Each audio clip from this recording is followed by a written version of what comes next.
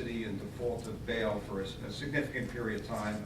I believe it's probably 2 3/4 years, heading towards 3 years. It's almost 3 years. All right. And that you will receive credit for any time spent, but basically the sentence is 10 years with an 8.5-year minimum, less the credits. I understand. All right. And the credits should come off the 8.5 years, right? Yes. So you would understand that if it, let's assume it's close to 3 years you've been in custody, you would have at least another 5.5 years in custody before you are eligible for parole. That's understood. All right, and that's the earliest eligibility. That doesn't say that the parole board will do that, but that's the earliest period of eligibility. I understand. Okay. And you understand also that your attorney, Mr. Bertuccio, on sentencing day also has reserved the right to address this court and ask for a lesser term than 10 years. Yes, sir. All right. And you understand that is something he has a right to do. This court does not make any comment today with regard to whether it would entertain that favorably, but the reality is that the maximum would remain 10 years with the 8.5 years under the NERA Act.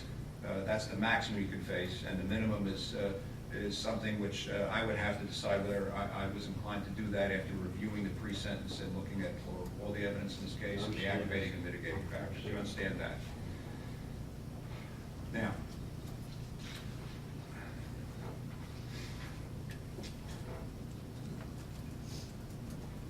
as I indicated, on the date of sentence, I will have a pre-sentence investigation. And I have to make a decision whether I'm going to follow the recommended negotiated plea. Do you understand that? I understand that as well. All right. If I were to decide that I don't want to follow that recommended plea because I want to impose a harsher sentence, you understand that you would have choices there. Do you understand that? I'll explain it more. The choices you would have are, you could say, Judge Wallman, I will accept a harsher sentence, or you can say, no, I negotiated this plea, this is the plea I was expecting to have, I expect to be sentenced on that plea today, and I don't wish to have a harsher sentence, I wish to take back my plea. And if that were the case, if I were going to do something different, if I weren't going to accept this plea, you have your right to take back the plea. You understand that? I do now. Okay. And if you took it back, nothing you say here today, nothing from beginning to end, nothing can be used against you if that happened. Okay. So if there was a later trial, nothing you say here could be used against you. Clear? It's clear. Okay. What I'm going to do is I'm going to ask Mr. Bertuccio to ask you some questions, and there's a reason for the asking of the questions. With any plea, the court has to be satisfied that the facts surrounding the matter fit the offense to which you're pleading guilty, because if it didn't, then I couldn't accept the plea. So he's going to ask you questions so that I can be satisfied that what has occurred here is that there is a reckless manslaughter to which you are pleading. All right? All right, Mr. Bertuccio. Thank you. Alan, I want to direct your attention to December 14, 2005. Were you and your then wife, Donna Stoedter, living in the borough of Manasquan on that date? Yes, I was. And that's in the county of Monmouth, correct? That's correct. And in the days leading up to December 14, 2005, had Donna been concerned about possible break-ins in the neighborhood? Yes, she was. And she thought she had heard sounds outside your house as well. Am I correct? That's correct. And so as a result of that, you had a 25 caliber semi-automatic handgun on a small table by your bed. Is that correct? That's correct. Now, in the early morning hours of December 14, 2005, did you and Donna Stoedter have an argument? We did.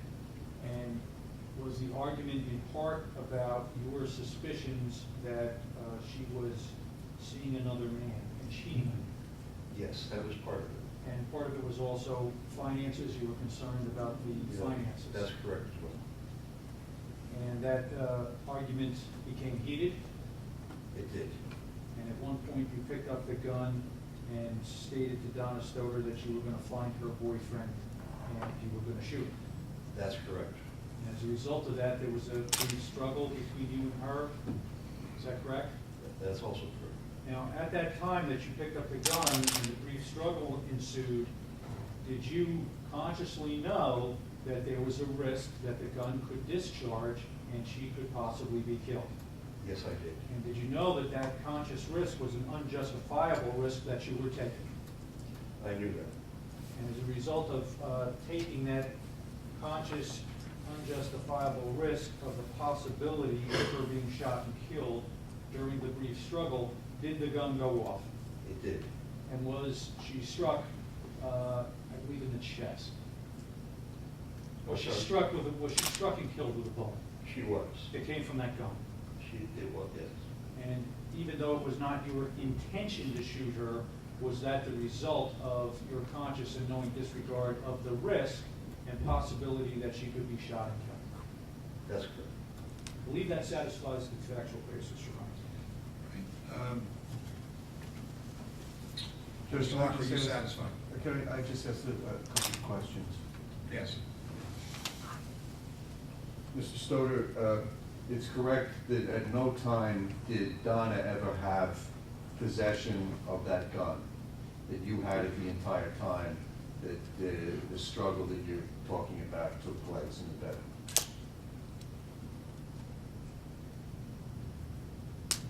Did You she understand my rush to question? control the gun for me? Is that the question? Right. No, she never, I had to control it. Okay. And Mr. Matuccio focused on one shot, but there were actually 3 shots fired on that day, correct? I only remember one. But It you've was seen, quite- I remember one shot, I don't remember 3. but you've seen the discovery in this case, and you Yes. realize that there were 3 shots fired. That's correct. I have nothing else. Just one follow-up question. You say you only remember one shot, but the trigger on that gun, was that a light action air trigger type gun? It was. And you knew that, and that was part of the conscious disregard of an unjustifiable risk when you had the gun and were threatening to shoot a boyfriend? That's what I understand, yes. All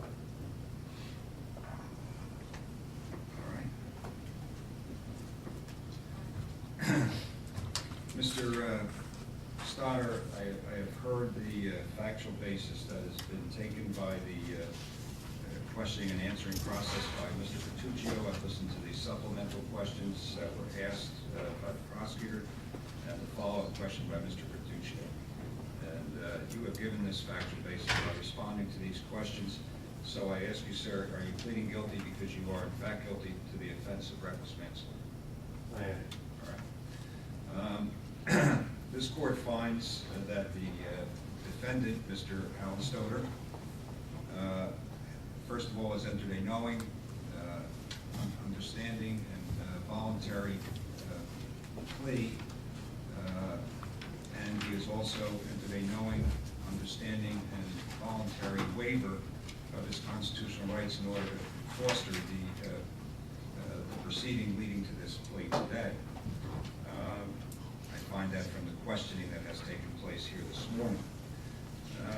I am convinced that he fully understands the nature of this plea bargain, or negotiated plea, which is to allow for the amendment of the indictment from, in the first degree, from murder to reckless manslaughter, a second-degree offense. He understands that the offered plea is 10 years to New Jersey State Prison, and since this matter is subject to the No Early Release Act statute, he will have to serve 85% or 8.5 years before he is eligible for parole. That's the earliest date. He understands that he's entitled to all jail credit for the time that he has been awaiting trial, where he's been incarcerated. And he fully understands that at the date of sentence, if I accept the negotiated plea, the second count of possession of a weapon for an unlawful purpose in the second degree would be dismissed. He understands that his attorney can argue for a lesser sentence on the date of sentence, and that is entirely within the court's discretion, and the court makes basically not any indication today as to whether that would be acted upon favorably. importantly, last two elements here are that Mr. Stoddard does understand that I may, on the day of sentence, if I review the pre-sentence investigation, find that it is not a plea that I could in good conscience accept. And if I were to do that, and he would have the right to take back his plea, and nothing he has said here today could be used against him in any subsequent trial. I've listened very carefully to the factual basis that was given here surrounding the events of December 14/05, and I am absolutely satisfied that that factual basis satisfies all the elements of a reckless manslaughter. Accordingly, I will accept this plea. The defendant has indicated he's pled guilty because he is guilty. The facts fit the offense, and I'll set a sentencing date down for April 1st, 2011. April 1, 2011. And I don't suspect that you will be released between now and then, so I won't ask you to prepare that form, but you will be back on April 1st for the sentencing date, and we'll proceed at that time. Thank you, sir. Judge, can I just Yes. briefly put something on the record? Yes. Then, just with regards to the plea, in terms of the purpose for the state amending the murder indictment to a reckless manslaughter, I've spoken to Donna Stoedter's family over the course of this case. It's been a long case for them.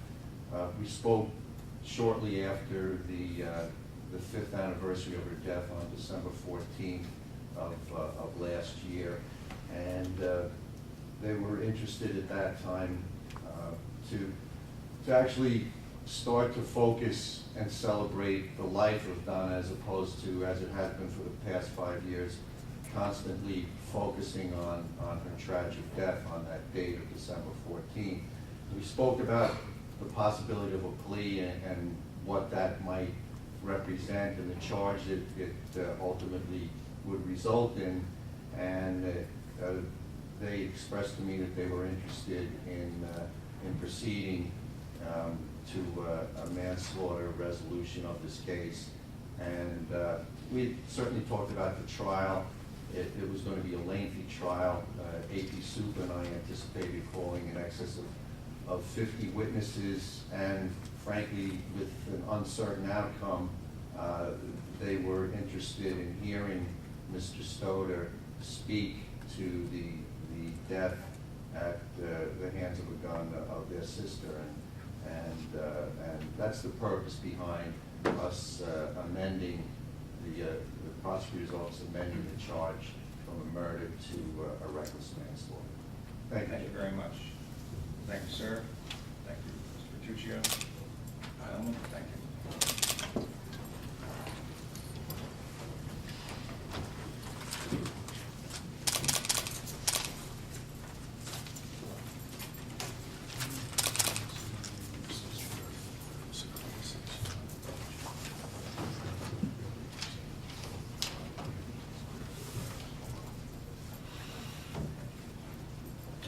Thank you, gentlemen. Thank Thank you. you.